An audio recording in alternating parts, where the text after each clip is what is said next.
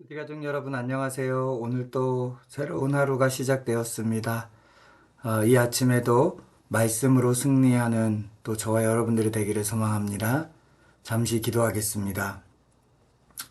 하나님 아버지 감사합니다. 오늘 또 새날을 주셔서 하나님의 말씀으로 하루를 시작하게 하시니 감사합니다. 하나님 오늘도 이 묵상한 말씀이 우리의 삶을 이끌게 하시고 말씀대로 살아갈 수 있는 능력과 힘을 주옵소서. 매일의 만나를 먹고 하늘 생명으로 살기를 소망하며 예수님의 이름으로 기도드렸습니다. 아멘. 하나님의 말씀은 창세기 19장 24절에서 38절입니다. 창세기 19장 24절에서 38절 제가 봉독해 드리겠습니다. 여호와께서 하늘 곧 여호와께로부터 유황과 불을 소돔과 고모라에 비같이 내리사 그 성들과 온 들과 성에 거주하는 모든 백성과 땅에 난 것을 다 엎어 멸하셨더라. 롯의 아내는 뒤를 돌아보았으므로 소금 기둥이 되었더라. 아브라함이 그 아침에 일찍이 일어나 여호와 앞에 서 있던 곳에 이르러 소돔과 고모라와 그 온 지역을 향하여 눈을 들어 연기가 옹기 가마의 연기같이 치솟음을 보았더라. 하나님이 그 지역의 성을 멸하실 때에 곧 롯이 거주하는 성을 엎으실 때에 하나님이 아브라함을 생각하사 롯을 그 엎으시는 중에서 내보내셨더라. 롯이 소알에 거주하기를 두려워하여 두 딸과 함께 소알에서 나와 산에 올라가 거주하되 그 두 딸과 함께 굴에 거주하였더니 큰딸이 작은딸에게 이르되 우리 아버지는 늙으셨고 온 세상에 도리를 따라 우리의 배필될 사람이 이 땅에 없으니 우리가 우리 아버지에게 술을 마시게 하고 동침하여 우리 아버지로 말미암아 후손을 이어가자 하고 그 밤에 그들이 아버지에게 술을 마시게 하고 큰딸이 들어가서 그 아버지와 동침하니라. 그러나 그 아버지는 그 딸이 눕고 일어서는 것을 깨닫지 못하였더라. 이튿날 큰딸이 작은딸에게 이르되 어젯밤에는 내가 우리 아버지와 동침하였으니 오늘 밤에도 우리가 아버지에게 술을 마시게 하고 네가 들어가 동침하고 우리가 아버지로 말미암아 후손을 이어가자 하고 그 밤에도 그들이 아버지에게 술을 마시게 하고 작은딸이 일어나 아버지와 동침하니라. 그러나 아버지는 그 딸이 눕고 일어나는 것을 깨닫지 못하였더라. 롯의 두 딸이 아버지로 말미암아 임신하고 큰 딸은 아들을 낳아 이름을 모압이라 하였으니 오늘날 모압의 조상이요 작은 딸도 아들을 낳아 이름을 베남미라 하였으니 오늘날 암몬 자손의 조상이었더라. 아멘. 오늘 말씀은 이제 19장 전체의 결론격의 말씀인데요. 소돔과 고모라가 완전히 멸망한 이야기입니다. 하나님이 어제 말씀 17절에 롯의 가족에게 분명히 명령을 합니다. 뭐라고 명령하여? 도망하여 생명을 보존하라. 뒤를 돌아보지 말라. 그리고 산으로 도망하라. 라고 말을 합니다. 뒤를 돌아보지 말라고 하는 것은 단순한 시선의 통제를 말하는 것이 아니라 삶의 방향에 대한 하나님의 명령입니다. 롯의 아내가 그리고 롯의 가족이 모두가 소돔에서 나왔지만 특별히 롯의 아내는 소돔에 대한 미련의 마음이 굉장히 많았던 것 같아요. 그러니까 뒤를 돌아보지 말라는 하나님의 말씀을 뒤로 하고 롯의 아내가 뒤를 돌아보게 됩니다. 지금 심판이 이루어지고 있습니다. 그런데 심판 앞에서조차 소돔이 주는 것을 미련이 남아서 뒤를 돌아보고 있는 것입니다. 뒤를 돌아본다는 건요, 과거의 삶, 익숙함, 편안함, 소유, 관계, 정체성, 이런 것들에 다 미련을 두는 행동을 하고 있는 겁니다. 그 미련을 두면서 뒤를 돌아보는 것으로 말미암아서 롯의 아내가 어떻게 되냐면 소금 기둥이 되었다라고 이야기를 합니다.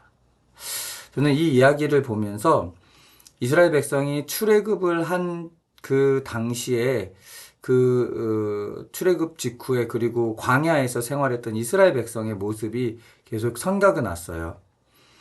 이스라엘 백성들이 구원을 받아서 광야 생활을 하면서 문제만 생기면 불평과 원망을 쏟아내면서 했던 말이 있는데 그게 뭐냐면요. 우리가 애굽에 있을 때가 더 좋았다라는 말을 계속해서 반복을 합니다. 구원을 받았지만 몸은 애굽에서 탈출했지만 끊임없이 그들의 마음이 어디를 향하고 있냐면 애굽을 향하고 있는 겁니다. 롯의 아내가 뒤를 돌아봤던 것처럼 광야에 있는 이스라엘 백성이 계속해서 뒤를 돌아보고 있는 모습이지요. 하나님께서 애굽에서 몸을 꺼냈지만 이스라엘 백성의 마음은 아직도 애굽에서 꺼내지 못하고 있는 상황입니다. 여러분, 우리의 마음 방향은 어떤가요? 우리는 분명 하나님께서 죄와 사망의 법에서 우리를 건져내셨습니다. 구원하신 겁니다. 애굽을 탈출시키셨습니다. 소돔과 고모라에서 건져내셨습니다. 그런데 우리의 마음의 방향은 어디를 향하고 있습니까? 예수님께서 마지막 때를 설명하면서 누가복음 17장 32절에 이런 말씀을 하세요. 롯의 아내를 기억하라. 마지막 때를 설명하면서 롯의 아내를 기억하라고 말하고 있어요. 예수님은 왜 아브라함도 아니고 다윗도 아닌 롯의 아내를 기억하라고 말씀하셨을까요? 롯의 아내는요, 구원받을 기회를 놓쳐버린 전형적인 사람의 모습입니다. 롯의 아내를 기억하라고 말씀하면서 예수님이 이렇게 말씀하세요. 자기 목숨을 보존하고자 하는 자는 잃을 것이요 잃은 자는 살리라. 롯의 아내가요. 세상적으로 살고 싶어서 세상적으로 성공하고 세상적으로 떵떵거리고 싶어서 미련이 남아서 뒤를 돌아봅니다. 한순간에 그동안 쌓아놨던 건 모든 걸 잃어버릴 수 있잖아요. 미련이 남을 수밖에 없죠. 그것이 미련이 남아서 뒤를 돌아보았지만 오히려 어떤 결론을 맺습니까? 생명을 잃어버리는 결론을 맺게 됩니다. 말씀을 듣지만 옛 습관, 옛 관계, 옛 가치관을 놓지 못할 때 몸은 교회에 있지만 마음은 여전히 소돔을 돌아보고 있는 오늘 롯의 부인과 같은 모습입니다. 뒤를 돌아보는 신앙은요. 멈춘 신앙과 똑같습니다. 뒤를 돌아본 결과 롯의 아내만 죽는 게 아니라요. 다음 세대에도 미치는 영향이 있는 것 같아요. 오늘 본문 후반 30절에서 38절의 말씀을 보면 롯의 두 딸이 그의 아버지 몰래 아버지와 동침해서 아이를 낳는 이야기가 나옵니다. 이런 말도 안 되는 행동을 왜 했을까요? 롯의 두 딸도 소돔의 사고방식에 완전히 노출되어 있는 사람입니다. 비록 육체는 구원받았지만 그의 가치관, 그 두 딸의 가치관 역시 소돔에서 전혀 벗어나지 못하고 있었음을 보여주고 있습니다.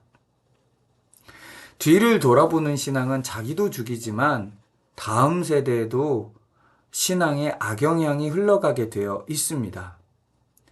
그러니 우리가 하나님을 향한 바른 마음으로 바른 영적 시선을 갖고 하루하루를 살아간다는 게 얼마나 귀한 것인지 알게 됩니다. 사랑하는 여러분, 오늘 아무것도 아닌 것 같은 나의 믿음의 시선, 믿음의 행동, 그리고 하나님을 향해 내 마음을 쏟는 행동이요. 우리의 자녀들에게 흘러가고 있다는 사실을 기억하면서 우리의 삶을 귀하고 존귀하게 살아가시기를 축복합니다. 기도하겠습니다. 하나님 아버지 감사합니다. 오늘도 우리에게 귀한 말씀을 주시니 감사합니다. 구원받았지만 미련이 남아서 뒤를 돌아보았던 롯의 부인의 모습이 혹여 우리에게 있다면 뒤를 돌아보았던 우리의 시선을 다시 다잡아 하나님을 향할 수 있도록 도와주옵소서. 하나님, 계속해서 하나님이 최근에 도전하시는 것은 속도보다 방향에 대한 걸 도전하는 것 같습니다. 우리 경한 가족들이 또 함께 큐티하는 모두가 방향을 온전하게 정하고 느리더라도 옳은 방향으로 갈 수 있도록 인도하여 주옵소서. 감사드리며 예수님의 이름으로 기도드렸습니다. 아멘. 오늘 또 말씀으로 승리하게 되실 우리 귀한 큐티 가족 여러분을 사랑하고 축복합니다. 오늘 또 승리하세요.